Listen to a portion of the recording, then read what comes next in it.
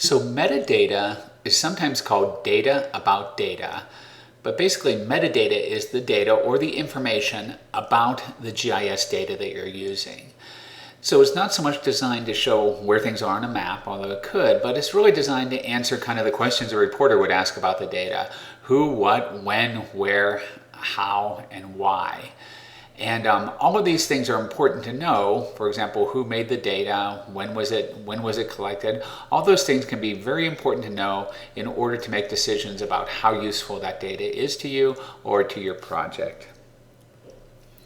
So for the who, it could be who created the data or even who manages the data, who's responsible for updating it and keeping it current. Where, that could be where the study area is, or it could also be where you're able to access the data and download it from. What could be what is the content of the data, or what source was used in order to create the data that you're looking at.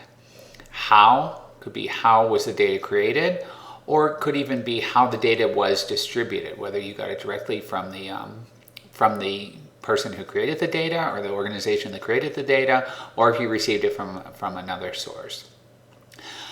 When can answer questions like the time period that the content represents, or when the data was created or collected. All of those could be important when questions because things are always changing.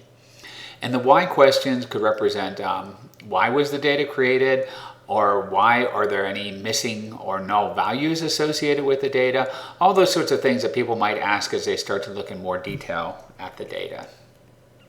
So one analogy for this is it's kind of like a label for your data. So just like when we buy products, the labels are important. We can think of the metadata as a label that's giving us all the useful information we need about, in this case, this drink before we open up the container. On the top might be the best if used by date. That could be the time period. The title in this case is V8.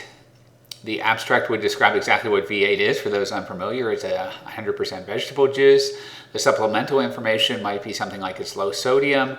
And the size of it would tell you how many fluid ounces are in this bottle. But, of course, with this analogy, it could be related to the file size.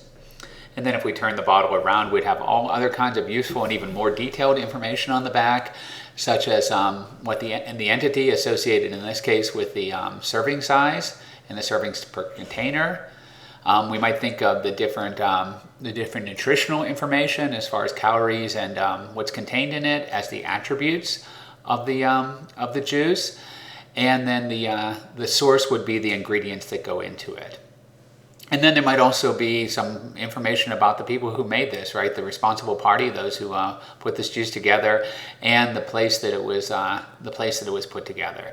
So all of this information very similar to the type of metadata that we would use in order to understand where all those questions, who, what, when, where, how, and why about GIS data that we're looking at.